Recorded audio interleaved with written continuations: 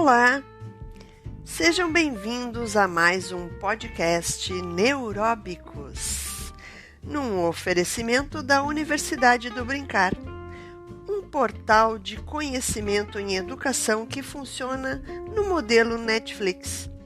Acesse novas ideias, novas estratégias, rotinas, inspire-se e invista no seu crescimento pessoal e profissional. Assine agora no www.universidadedobrincar.com.br. E no podcast de hoje, nós vamos falar sobre o neurônio que lê e mais as nossas neurodicas. Ler não é um ato natural. Você sabia disso? Pois é. Na caminhada evolutiva filogenética, ou seja, na caminhada de desenvolvimento do homem ao longo dos tempos, desde os primeiros hominídeos, foi sendo circunscrito no seu gene alguns comportamentos motores. Caminhar em postura bípede, ou seja, adquirir a bipedia, que é uma macromotricidade, levou para o homem 10 milhões de anos. Já as habilidades da bimania, ou seja, o uso das mãos para fazer ferramentas, para utilizar na sua própria subsistência, que é uma micromotricidade, já está conosco há uns 40 mil anos. A oromotricidade é a terceira caminhada hierárquica do homem para as conquistas da independência e do seu próprio desenvolvimento evolutivo. O homem vocalizou há um pouco menos de 30 mil anos atrás. E somente há quase 5 mil anos é que o homem desenvolveu a grafomotricidade, ou seja, assim não tivemos ainda tempo evolutivo para organizar uma área neural capaz de dar conta da leitura e escrita como uma ação natural à vida humana.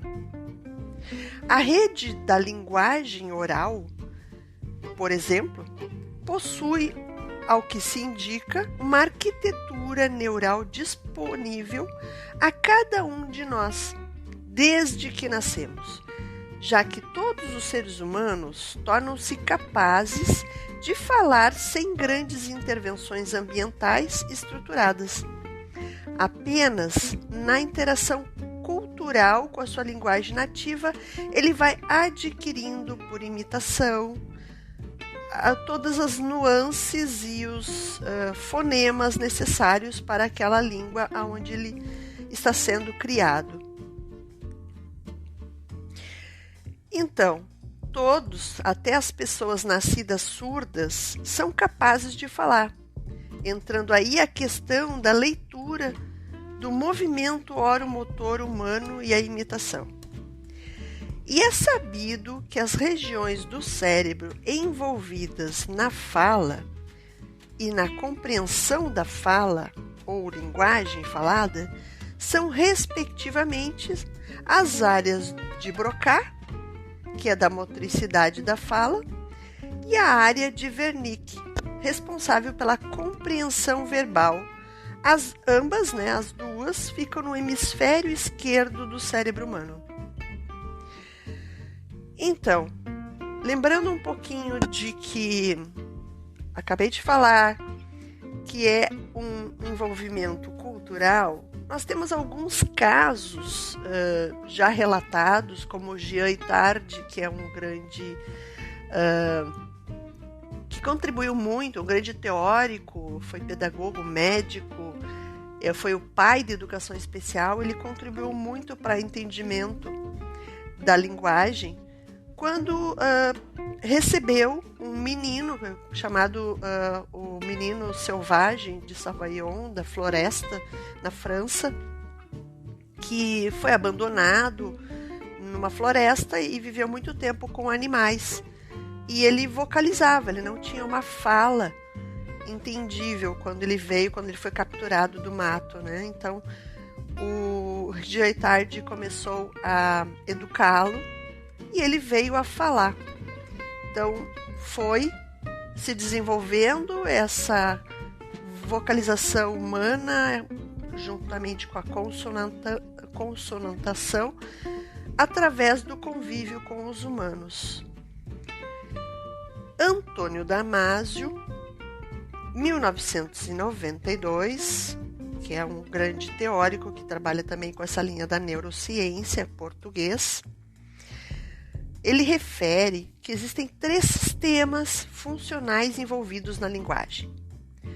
Um é o operativo ou instrumental, que corresponde à região ao redor da fissura de Sylvius no hemisfério esquerdo, responsável pelo pensamento, pelo processamento fonológico. Então, é uma área muito importante para a fala, porque organiza e processa o som, né, de cada letra. Outro processo é o semântico, que inclui extensas áreas corticais de ambos os hemisférios, tanto do hemisfério direito quanto do esquerdo, e governa o significado das palavras. E o terceiro sistema envolvido é o da mediação, englobando áreas frontais e temporais, também as parietais, que rodeiam o sistema operativo, onde o léxico se organiza de forma modular. Então, eles estão todos envolvidos e dentro desse movimento da fala, ele acaba envolvendo todo o cérebro, mas, como eu já falei em alguns momentos anteriores, em outros podcasts, como diz Miguel Nicoleles, é tudo de forma harmônica, né, organizada e nada ao mesmo tempo. Agora você entendeu por que estou apresentando áreas corticais da linguagem falada primeiro? Sim, já que a leitura e a escrita são codificações gráficas da fala. Então, antes da escrita e da leitura, a criança precisa desenvolver muito bem a linguagem falada. E eu vou começar a falar de um grande neurocientista, que é o pai atual da leitura, né, dos neurônios da leitura. Foi ele o mentor de um desenvolvimento de pesquisa amplo, que teve sociedade com vários países, no estudo tanto das línguas ocidentais quanto das línguas orientais. Lembrando aqui que as línguas orientais, muitas delas têm uma escrita da direita para a esquerda e de baixo para cima, como o japonês, o chinês, o árabe. Tem uma outra que eu não consigo lembrar o nome agora, mas é algo como sírio, mas não é bem sírio. Tem línguas antigas que ainda são faladas e que tem uma escrita também, da direita para a esquerda. Esse é o movimento natural da criança. Emília Ferreiro nos dizia que nas suas pesquisas com o mundo iletrado, com grupos e comunidades iletradas, a criança escreve naturalmente, ela imita, ou então faz a hipótese de uma escrita naturalmente da direita para a esquerda e de baixo para cima. E é assim que o cérebro da criança vai se desenvolvendo, do hemisfério direito em direção ao hemisfério esquerdo. Então, voltando ao nosso assunto principal de hoje, a rede da linguagem oral é inata. Então, ela já teve um tempo dentro da nossa filogênese para desenvolver genes para que estejam impressos e nos dê uma direção no momento em que nós começamos a imitar e conviver com a cultura da fala. nos seres humanos, assumindo complexidade com determinação cultural, porque as redes da leitura, da escrita e da aritmética não são naturais. Mas por que não são naturais? Exatamente por isso, porque elas são muito recentes na caminhada filogenética do homem. Como já vimos pela descrição filogenética das motricidades, a linguagem escrita é uma aquisição recente, como acabei de falar, da cultura humana. E a aritmética é ainda mais recente, porque não tem mais do que 3.000 anos. São tempos muito curtos para que as pressões seletivas biológicas pudessem exercer a sua ação. Dessa forma, são consideradas aquisições da cultura, aprendidas durante o desenvolvimento pós-natal da criança, após seu nascimento. Durante seus estudos e pesquisas, Stanislas Dehaene, que é esse neurocientista que já referi, francês, especialista em matemática, escreveu um best-seller científico chamado Os Neurônios da Leitura, como a ciência explica a nossa capacidade de ler. Ele registrou a atividade de leitura em cérebros adultos e também infantis. Nos cérebros adultos letrados, o hemisfério esquerdo é consistentemente ativado quando se pede para o sujeito ler. A avaliação é realizada através de ressonância magnética ou outras técnicas de imagiamento computadorizado. Já em crianças pré-escolares, os registros revelam que a atividade cerebral, durante a função de leitura, ela é bilateral, ou seja, a atividade em ambos os hemisférios cerebrais acontece, no direito e no esquerdo. Mas, aos poucos, com a inserção da criança no mundo letrado, com o exercício da escrita e da leitura, principalmente, com a melhora dessa leitura e a compreensão grafofonêmica, a atividade vai lateralizando para o hemisfério esquerdo. O que acontece no cérebro da criança é o que Dehaene chamou de reciclagem neural. Ou seja, nós não temos ao nascer uma área específica para a leitura. Ela vai acontecer com o exercício cultural de estar no mundo letrado, de fazer o exercício da leitura e da escrita.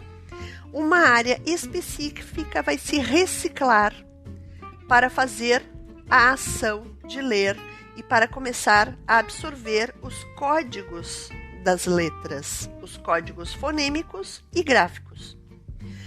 Quando uma área, o que é reciclagem neuronal, né? Quando uma área geneticamente programada com circuitos para desempenhar uma tarefa cognitiva especializada ou específica, como, por exemplo, reconhecer rostos, e se recicla essa área para uma nova tarefa, por exemplo, decifrar língua escrita, isto é uma reciclagem neuronal. Essa parte do cérebro é então remodelada para se adaptar às condições culturais dominantes que incluem a invenção ainda recente da leitura. Voltando à primeira frase deste podcast, eu complemento: o homem não nasce moldado para a leitura, já que a leitura é culturalmente facultativa. Existindo cultura no nosso planeta, ainda existem culturas no nosso planeta que são ágrafas, ou seja, que não possuem grafias. Então, a leitura ela é altamente dependente da cultura aonde esse indivíduo está inserido. Evolutivamente falando, a escrita e leitura constituídas na grafomotricidade são recentes demais para estarem circunscritas como informação no genoma humano. As áreas às quais Derrane retrata em sua pesquisa, chamadas por ele de letterbox, ou seja, caixa de correio de letras, antes de serem uma caixa de correio de letras, uma letterbox, essas duas caixinhas eram caixinhas de imagens nas regiões occipitotemporais, tanto direita como esquerda do nosso cérebro, que ele chamou de caixa visual de formas de objetos. E aí o lado esquerdo do cérebro, mesmo lado da fala e da compreensão da fala, mas na região occipitotemporal esquerda, ela vai se reciclar quando a criança entra no mundo letrado, vai se reciclar se tornando uma letterbox. Junto a ela, existe o giro fusiforme que vai ajudar, elas vão ser responsáveis por ler e reconhecer as letras, aonde antes liam e reconheciam rostos e objetos. Eu já falei sobre essas caixinhas de imagem no nosso podcast sobre memórias e eu acho que sobre neuroplasticidade também. É com essa capacidade de reconhecer pessoas e expressões boas ou positivas para a nossa sobrevivência que nós nascemos. E no convívio com o mundo letrado de nossa cultura, vamos aos poucos transformando essa caixa de imagens do lado esquerdo do cérebro, ou seja, no hemisfério esquerdo, em uma caixa ou área de forma visual de palavras e letras. Como referi, então, essa caixa de imagem do lado esquerdo vai se tornar uma letterbox, uma caixa de correio de letras. Mas como nós lemos? Como é o processo de leitura no cérebro humano? O nosso sistema visual precisa fixar o olhar, ou seja, a gente posiciona o olhar para os símbolos no centro da retina, onde temos maior acuidade visual. Os olhos, então, percorrem o espaço onde se encontra a escrita com movimentos rápidos, que eu já falei anteriormente nos meus podcasts, os movimentos sacádicos, as sacadas, que são de 4 a 5 vezes por segundo. Identificamos, então, de 10 a 12 letras. Existem ainda estudos que mostram que são em torno de 9 letras, que a cada sacada de 3 ou 4 à esquerda e 7 ou 8 à direita do nosso olhar. O tempo de percepção de uma letra é de 50 milissegundos. E a leitura de um bom leitor, uma pessoa que tem fluência na leitura, chega à velocidade de 400 a 500 palavras por minuto.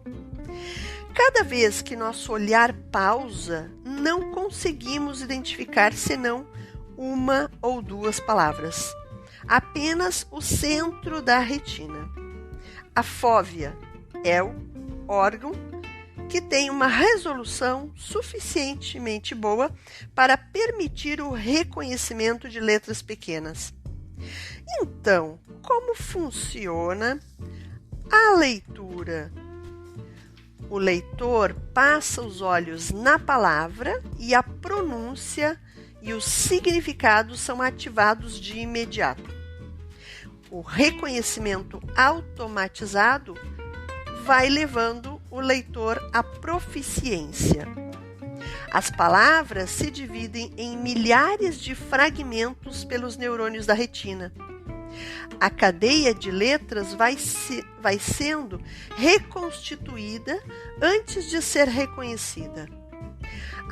informações sobre a pronúncia das palavras formam uma imagem acústica. É como se o leitor ouvisse a sua própria voz dentro de si mesmo. A letterbox, a caixa de correio, começa a imprimir, a ganhar uma memória desse código gráfico associando ao código fonético. Aprender a ler consiste em conectar dois conjuntos de regiões do cérebro que já estão presentes na infância.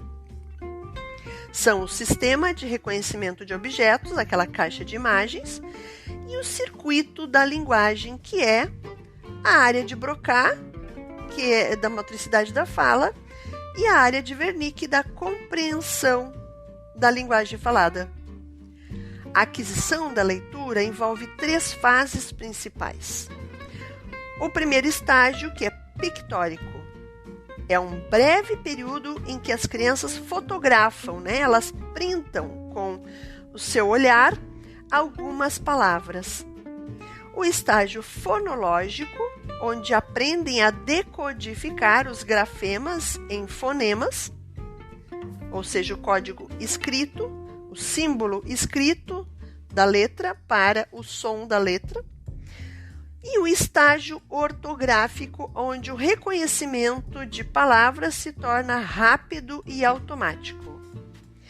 Ou seja, a criança ou o adulto, ele só começa a ter uma leitura fluente porque, ao ter já ganho um grande acervo de vocabulários, de gráficos, leitura de palavras, ao ler pequenos pedaços de palavras, ele já consegue ter uma imagem mental do todo da frase. Então, ele começa a adivinhar o que está escrito ali, porque não existe como ler toda uma frase ao mesmo tempo. A gente lê por pedaços.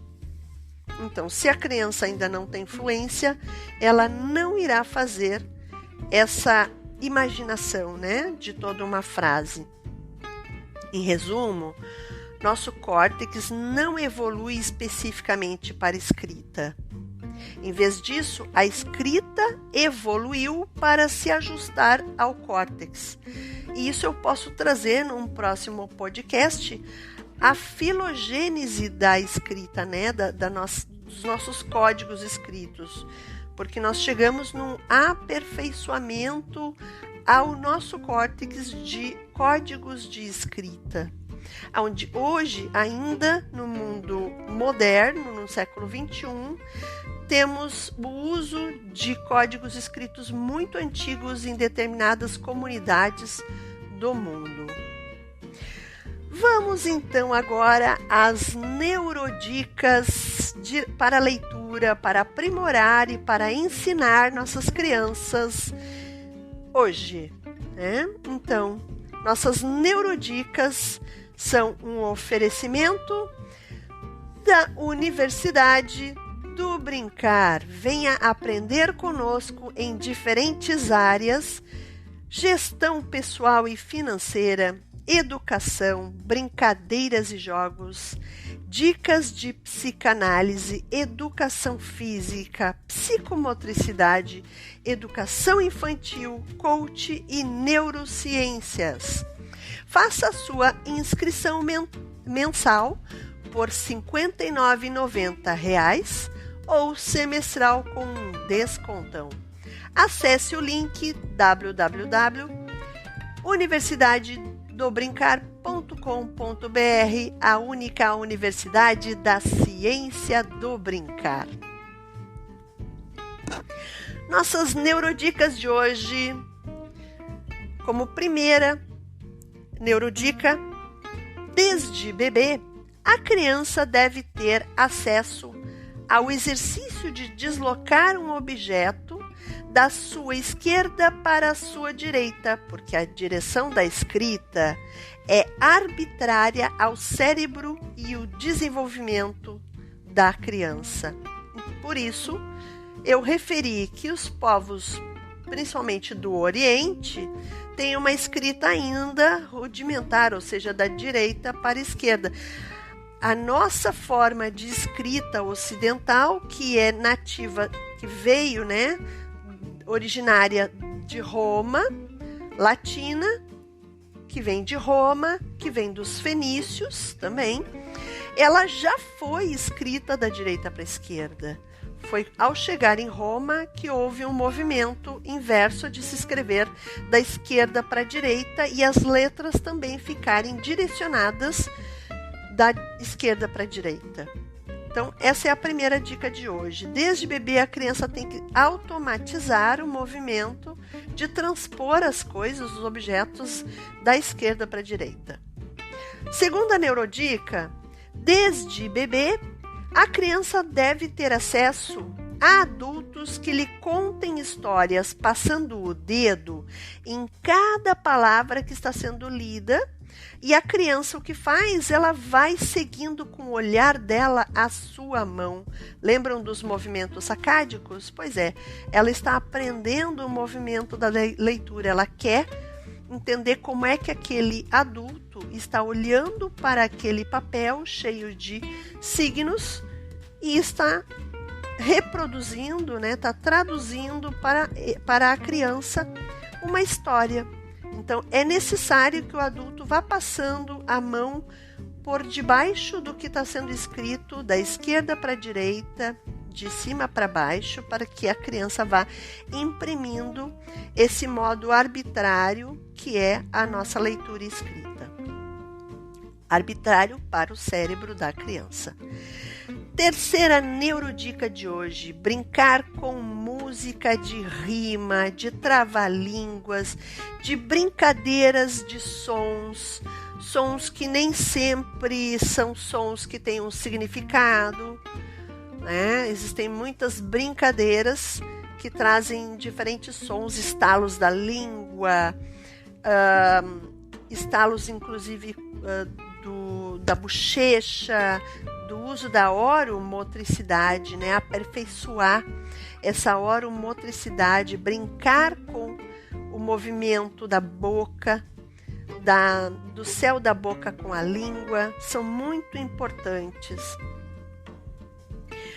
A quarta neurodica de hoje é brincar com a consciência fonológica, com desafios de aliteração, que é o uso de palavras que têm a mesma vogal no início ou que têm a mesma sílaba no início.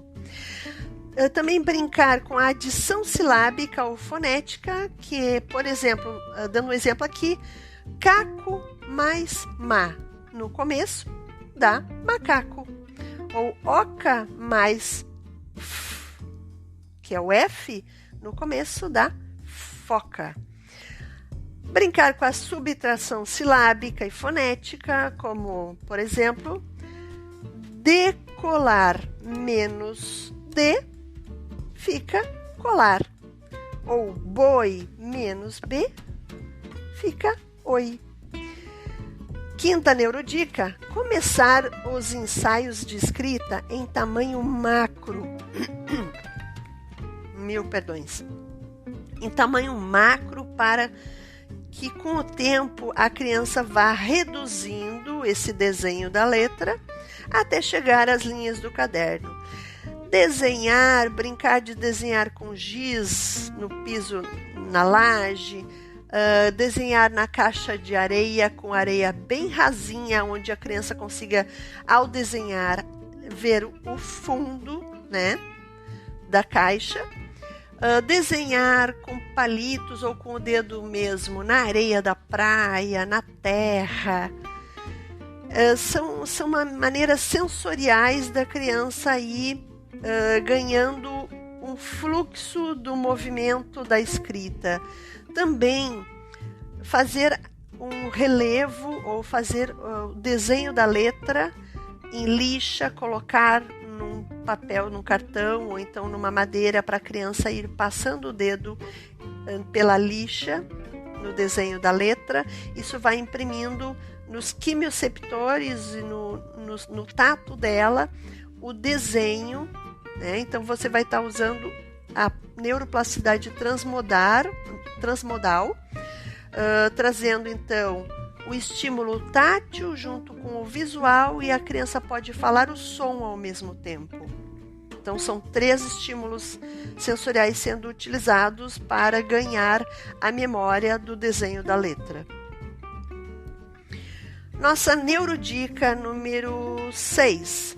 Aprender os sons das letras antes do nome da letra. Não dê o nome da letra, dê o som da letra para não confundir a criança. Por quê? Olhem bem o nome da letra H. Quantas vezes você já viu as crianças escreverem gato com a letra H mais to?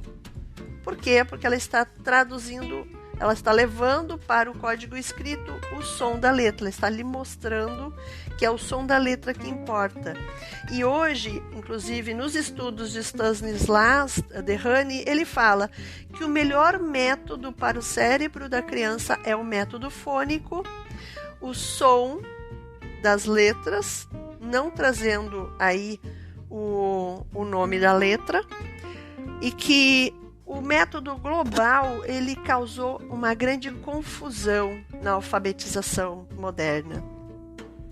Então é muito importante se trazer o som da letra. Também coloque as letras ao acesso da criança, não lá em cima na sala de aula, e sim na linha do olhar dela, para que ela entenda psicologicamente que ela pode. Quando se coloca as letras lá em cima, se dá a ideia psicológica para ela de que as letras são inacessíveis, que ela precisa crescer para entendê-las, que ela não é capaz. Então a gente precisa usar da psicologia e dos conceitos psicológicos para ajudar no processo da alfabetização também. Neurodica número 7. Aprender as vogais, depois as consoantes, primeiramente pelas mais sensoriais, como o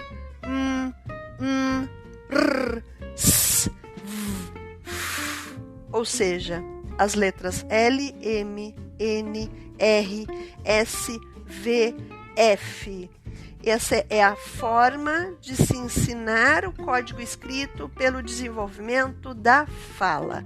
Quando a criança começa a falar, ela primeiro vocaliza e depois ela começa a trabalhar com a consonantação de letras bastante sensoriais. Uma delas é o L, porque ele faz uma cosquinha no céu da boca, né? Ela faz aquelas brincadeiras com a língua dela no céu da boca, o bebê.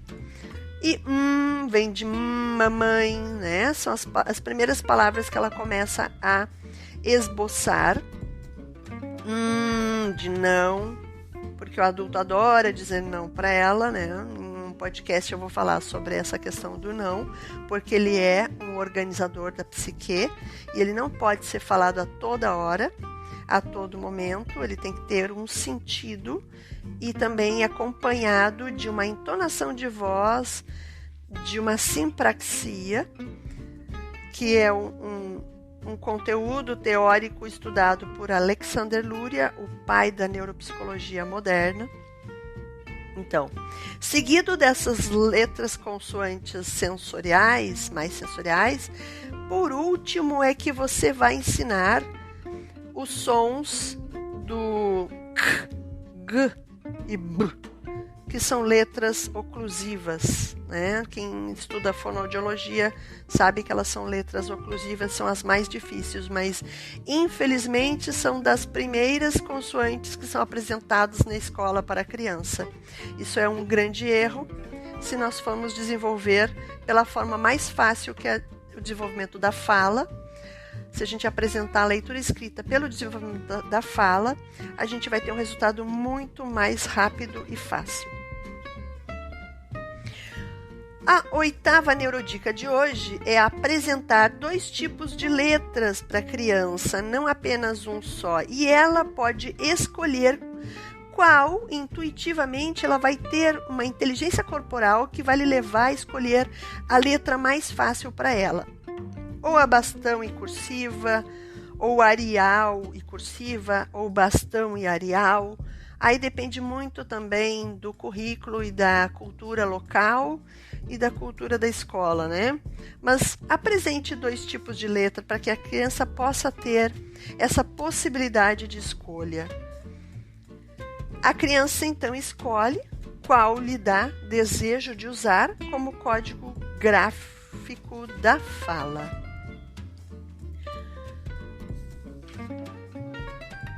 Nona neurodica de hoje: a etapa decisiva da leitura é a decodificação dos grafemas em fonemas.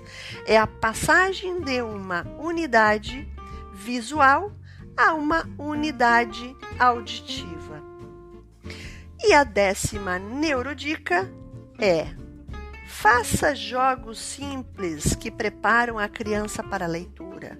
No plano fonológico, ou seja, manipular os sons da fala, e também no plano visual, reconhecer, memorizar e traçar a forma das letras. Existem vários jogos interessantes para se trabalhar, que são jogos de pareamento. Procure. Espero que tenham apreciado esse podcast de hoje. Ficamos por aqui nessa semana, nos ouvimos na semana que vem com mais 2 podcasts neuróbicos na quarta e quinta-feira. Beijos lúdicos a todos!